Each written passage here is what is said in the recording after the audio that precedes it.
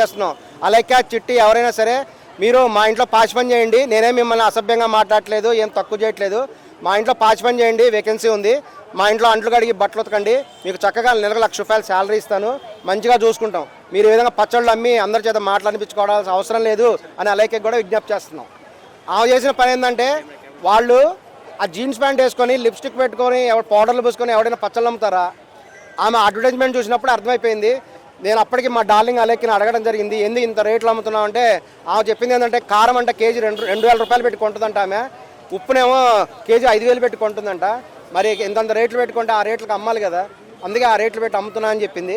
ఏమైనా సరే ఇంత రేట్లు పెట్టినప్పుడు కస్టమర్ అనేవాళ్ళు బేరం చేస్తారు. బిజినెస్ చేసే వాళ్ళకి కొంచెం అనకం ఉండాలి కదా. ఇప్పుడు రోడ్డు మీద అరటిపళ్ళు అమ్మేవాడు కూడా చెప్తాడు, ఒక డజన్ ₹50 చెప్తే 40కి అని అడుగుతారు. అంత మాత్రం చేత కోపం వస్తేలా, అంత మాత్రం కోపం తెచ్చుకోకూడదు. బిజినెస్లో చాలా కొంచెం అణిమణిగా ఉండాలి. ఎవరికి మెంటల్ కండిషన్స్ కాదు, అసలు ఆమె అటువంటి మాట్లాడిన విధానమే బాగలేదు. ఆమె కొన్ని కోట్ల మంది తెలంగాణ, ఆమె తెలుగులో మాట్లాడింది కాబట్టి తెలంగాణ నిరుద్యోగులందరూ కూడా బగ్గుమన్నారు ఆ మాటలకి. ఎందుకంటే ఆంధ్ర తెలంగాణ ఎవరైనా సరే అసలే ఉద్యోగాలు వస్తున్నారు ఇక్కడ, ఇంకా మంచి మంచి చదువులు ఇంజనీరింగ్ పెద్ద పెద్ద చదువులు కూడా చిన్న చిన్న ఉద్యోగాలు చేసుకుంటే వీళ్ళు చాలని జీతాలతో బాధలు పడుతుంటే వీళ్ళని పట్టుకొని ఇష్టం వచ్చినట్టు మాట్లాడినట్టుగా ఉంది ఆ భాష. ఎందుకంటే మగవాడిని పట్టుకొని ఏముంటుంది, నువ్వు ఆఫ్టర్ ఆల్ ఇది కొనబోదు, నువ్వు ఎందుకురా నువ్వు ఉంది, నువ్వు రేపు పెళ్ళాన్ని ఏం పోషిస్తావురా నువ్వు అంటుందా? అంత బలుపు ఆమెకి. రేపు పెళ్ళాన్ని ఏం చూసుకుంటావు, పెళ్ళం ఏడికి వెళ్ళిపోద్ది అంటే. ఇది కొన్ని కోట్ల మంది నిరుద్యోగుల గుండెని స్ట్రైట్గా తాకింది, అందుకే సెన్సేషన్ అయినటువంటి మ్యాటర్. అదేవిధంగా ఆమె షీ అబ్యూజ్ లేడీస్ ఆల్సో. లేడీస్ని పట్టుకొని ఏముంటుంది, మీరు ఇది రేటు పెట్టి కొనలేకపోతే మీరెందుకు, మీ ఉద్యోగాలు ఎందుకు అని ఆమె ఇన్సల్ట్ చేయడం జరిగింది. ఇది మొత్తం ప్రభుత్వ వ్యవస్థనే ఇన్సల్ట్ చేసినట్టు. భారతదేశ ఆర్థిక వ్యవస్థే ఇంత దరిద్రంగా ఉందని ఆమె ఇండైరెక్ట్గా చెప్పినట్టుగా అయింది. ఆడవాళ్ళని పట్టుకొని 4 ఏళ్ళలో పాచి పని చేసుకోండి మంచి డబ్బు వస్తుంది అని చెప్పడం ఆమెకి ఎంతవరకు కరెక్ట్? అది ఆమె ఈ విధంగా మాట్లాడేది ఆమె అహంకారాన్ని సూచిస్తుంది. ఇదంతా ఆమె సొంత వాట్సాప్ ఛానల్ కదా అని ఇష్టం వచ్చినట్టు మాట్లాడేసింది. ఇప్పుడు ఏంటంటే అదంతా బయటపడేటప్పటికి వెంటనే పబ్లిక్ రియాక్షన్ చూసి, ఎందుకంటే నిజంగా చాలా మంది హాయ్ అన్న. ఇప్పుడు సోషల్ మీడియా మొత్తం మీద కూడా అలేఖ్య చిట్టి పికిల్స్ అనే ఒక పెద్ద ఇష్యూ జరుగుతుంది. అసలు దాని మీద మీ అభిప్రాయం? అలా ఒక ఇష్యూ అనేది జరుగుతూ ఉంటుంది కామను. బట్ నేను ఏంటంటే రీసెంట్గా చూశాను, ఇక్కడ ఏంటంటే వాళ్ళు అలేఖ్య చిట్టి పికిల్స్ అనేది ఏదో 3,000 2,000 రొయ్యల పచ్చడి కానీ మామిడికాయ పచ్చడి ఏదో ఒక ఊరిగా చికెన్ పచ్చడి కానీ ఇంకా మటన్ పచ్చడి కానీ వాళ్ళు ఏంటంటే హై రేట్ పెట్టారు. వాడు ఒకడు మామూలు ఉండలేక నాలంటుడు ఏం చేశారంటే 3,000 పెడతావా ఎవరు కొంటారో అనేసరికి వాళ్ళకు కొద్దిగా ఇదైపోయింది. అంటే 3,000కు నువ్వు కొనలేనివాడు మీ భార్యకి ఏం చూసుకుంటారా, మీ బాల్యాన్ని ఏం చాకుతారా అన్నది. సో దానికి వాడు మండి సోషల్ మీడియాలో పెట్టారు. సో చెలా చెదురైపోయింది. ఇప్పుడు బాగా జరుగుతున్నటువంటిది ఏమైపోయిందంటే ఢామలు అయిపోయింది. అంటే ఒక వ్యాపారం చేసే వాళ్ళు కస్టమర్ల పట్ల ఈ విధంగా వ్యవహరించడం కరెక్టే అంటారు? వల్గర్గా మాట్లాడడం కరెక్ట్ కాదన్న. ఏదైనా కానీ నోరు అదుపులో ఉంటే ఇప్పుడు బాగుంటుంది, మనసు బాగుంటుంది, వావతలోడు బాగుంటుంది, యువతలోడు మంచిగా పలకరిస్తాడు. ఒక చిన్న కథ అన్న, ఏం లేదు, మనం ఏంటంటే నోరు అదుపులో ఉంటే నోరు మంచిదంటే ఊరు మంచిదవుతుంది అని ఒక సామెత ఉంది.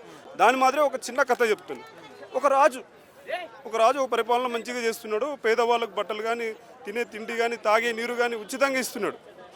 ఏం చేస్తున్నాడు చెప్పండి, ఏం చేస్తున్నాడు? ఉచితంగా ఇస్తూ ఉన్నాడు. ప్రతిరోజు అన్నం పెడుతున్నాడు పేదవాళ్ళకు, బాగానే ఉంది. ఒకరోజు ఏం చేస్తాడంటే బండి తోలుకుంటూ, అదే జట్కా బండి ఉంటుంది కదా వాళ్ళది, అది గుర్రం తోలుకుంటూ వెళ్తున్నాడు ఆ బండి మీద, బైక్ మీద, ఆ బగ్గి అంటారు దాన్ని.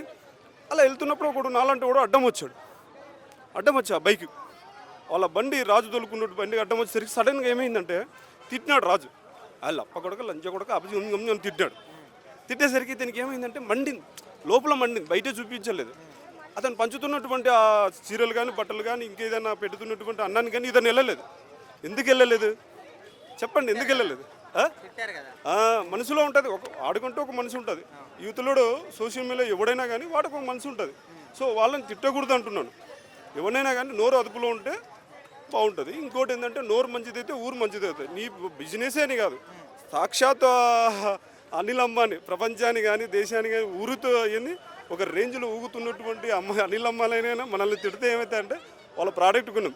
ఆల్రెడీ అనిల్ అంబానీ అనే వాళ్ళదే బిజినెస్ ఇప్పుడు ఏమైపోయింది, డౌన్ అయిపోయింది. అవి ఏంటివి మన తీసేశారు చాలా మటుకు, రిలయన్స్ బజార్ వాళ్ళవి.